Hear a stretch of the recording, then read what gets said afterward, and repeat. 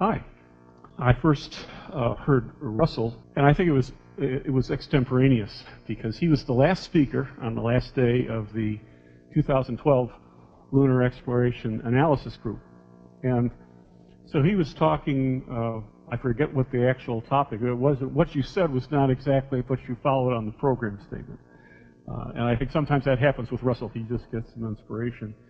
But he came up with the idea that 2017 is the 60th anniversary of the International Geophysical Year, which was a big, big success in the 1950s. And that happened right in the middle of the Cold War, where there was a lot of international tension. But one of the big scientific societies, the International Union of Geodesy and Geophysics, came up with the idea, we're all sharing the same planet. We're all part of one whole world system, and we need to know more about it. So there were 60 nations that participated, including the Soviet Union, the United States, and many, many other countries. And that was orchestrated through the International Union of Geodesy and Geophysics. So 60 years will have gone by very shortly. And a lot has happened in those 60 years. The space age started there with the Soviet Union's launch of Sputnik 1. And James Van Allen shot up a rocket and discovered the Van Allen radiation belts. Those were two specific things that came out of it. A lot of polar activity came out of that project, and the United States established the first base at the South Pole. We had been at McMurdo on the edge of the continent, and so we moved right to the center. And many other nations did polar study projects. So those were some of the achievements of that International Geophysical Year. And out of that came an international treaty about Antarctica about 10 years later. So the practice of collaboration then got codified in terms of how we should look at and share the opportunity to study as well as protect Antarctica. Well, that's a pretty good foundation for saying what can we do with the moon beginning in the year 2017. Why not collaborate? Well, some of the reasons were it's very expensive to go to space. Not everybody can go. Only a few nations have significant launchers and launch bases. But the lunar cube paradigm certainly opens the door for many more people to participate. So once again, it certainly makes sense to have a global initiative to encourage much more international participation and to broaden, get more people sitting at the table, more people invited to the party. But can we do that? As in fact, this is a good idea, and it's a testable idea, and so that's what we're about to do. We're about to try and take that concept and see how we can actually get the world to participate in a campaign. So that's the background for this talk. One of the SIGs that we have in this lunar initiatives is the International Lunar Geophysical Year. So many national and private lunar missions are being planned over the next 10 years. And another factor that's important is that we're going from one system, which is the vertically integrated national space program, into a more of a market-driven situation. And actually having a lot more people who are customers or who are buying missions increases the market model as opposed to just the national vertical integration model. Most people spend the money in their own countries or their own contractors and their own university and their own scientific pool. Naturally, that's only in your own national interest. So by increasing the number of players and kind of broadening the marketplace, we're looking at transitioning to a more commercial on-ramp. And that's a term that's already in some of the scientific documents that NASA has produced. The NASA Lunar Exploration Analysis Group talks about a commercial on-ramp, so that science is the handmaiden of commerce, as it frequently has been in history. Now science is the main customer, the government's the main customer, and science has been the driver for many of the missions that go beyond the Earth. And looking around at what's being planned, I can see 16 missions that are primarily organized by nation states. And so there's a list right here. If you look at private initiatives, the Google Lunar X Prize is something that kind of was on the horizon, I think, 2007, and they had 30 teams.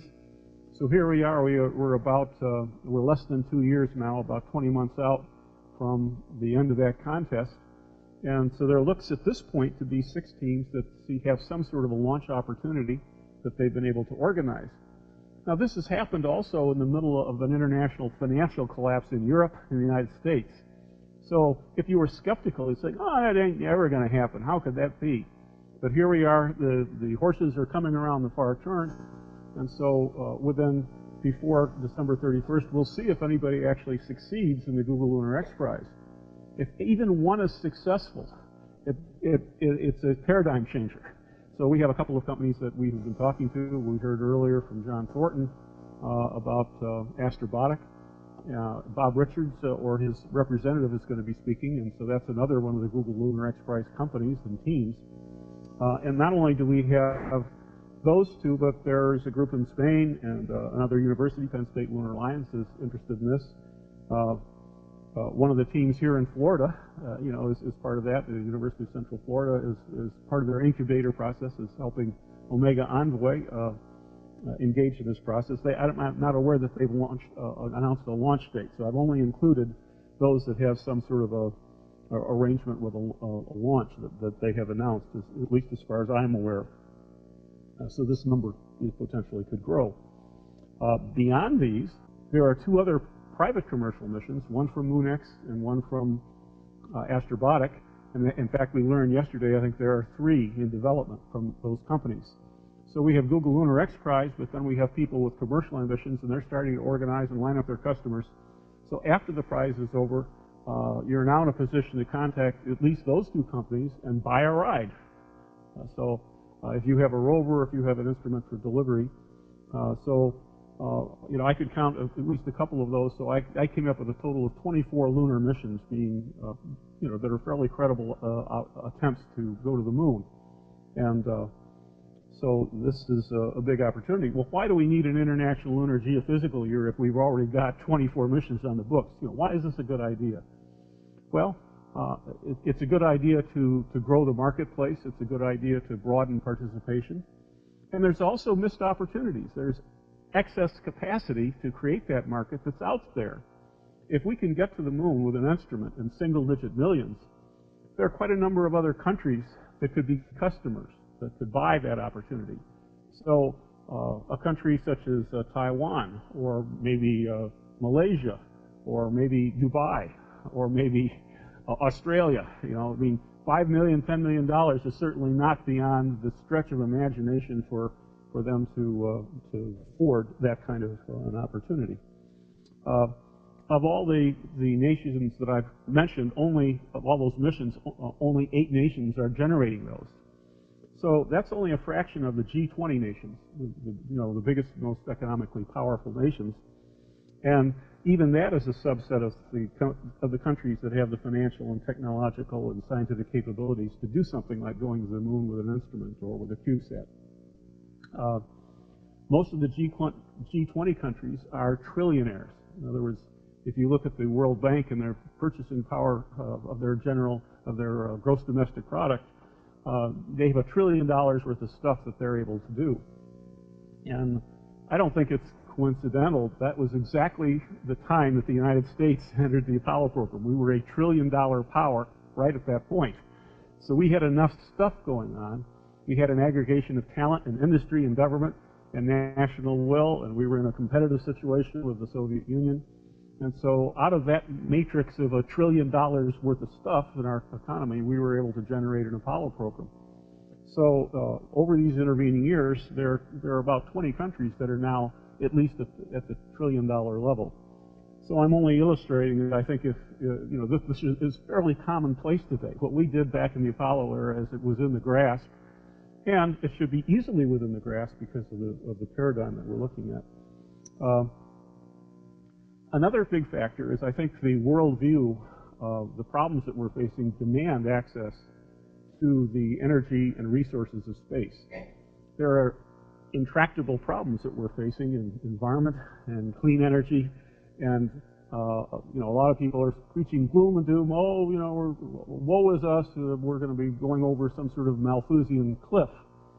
But part of the National Space Society credo is that we have an optimistic world that we're living. We're part of the solar system, and we only have a tiny fraction of the resources that we can get if we get beyond the surface of the Earth. And that can change the entire picture of our sustainability of our civilization and how well we're distributed. So that's part of the National Space System ideology. It has been part of that since our very beginnings, and those are part of the visions of Wernher von Braun and other contemporaries at the time. So the appeal of this is it's very fundamental in terms of the ideology of the space advocacy movement, of the scientific view of where we are. And that's another reason why this is a good idea. So, this is a campaign that we're trying to launch. We're trying to ignite this campaign because we think that the time is good, that the resources are there. So I'm going to give you 12 elements. One is a historical one. It's the 60th anniversary. It was a good idea then. It's a good idea now. The scientific foundations, a lot of money and time and thought has been put into why is it a good reason to go to the moon. And the lead group has a NASA roadmap. There's the National Research Council did a scientific context of the exploration of the moon. We have NASA's strategic knowledge gaps. A third reason is that we have an international space exploration coordination group. So the United States has been working with 12 other countries, and they've produced a global exploration roadmap. And actually there are 14, including Australia and China, that did not sign into the most recent publication of it, but they attend the meetings. And so there's most of the major space powers have a general framework and consensus. So this is something that is very consistent with what all that background planning that's gone on with the International Space Exploration Coordinating Group. And that is something that NASA has bought into, the U.S. government has bought into, and many other of the major players. So what we're doing is completely compatible with the big picture and coordination. But it's affordable, and NASA recently, and the State Department, invited 33 nations to come to Washington, 33 space agency heads to come. And one of their purposes was to get more customers for the space station. They're encouraging more people to use the space station. It's a national lab for the United States, and there are other labs that the Japanese and the Europeans and the Russians have. So we want more customers out there making use of that very expensive facility. People will probably help us. So this is also very consistent with the stance that our government has taken. So that's the basic idea of an international lunar campaign. And the NASA Lunar Science Institute and the Google X Prize and the political environment and the economic environment, I think, favor this is a new endeavor for the next year's proceedings. Thank you.